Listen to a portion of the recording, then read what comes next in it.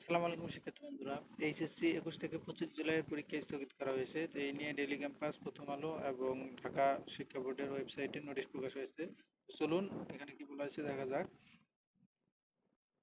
আগামী রবিবার 21 জুলাই থেকে বুধবার 25 জুলাই পর্যন্ত অনুষ্ঠেয় সব বোর্ডের এইচএসসি ও সমমান পরীক্ষা স্থগিত করা হয়েছে।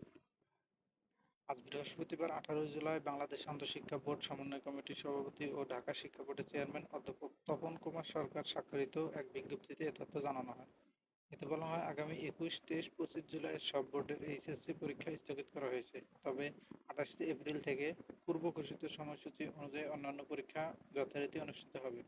এর আগে গত মঙ্গলবার 16 এপ্রিল বলা হয়েছিল বৃহস্পতিবার 18 জুলাই অনুষ্ঠেয় সব শিক্ষা বোর্ডের এইচএসসি ও সমমান পরীক্ষা স্থগিত করা হয়েছে।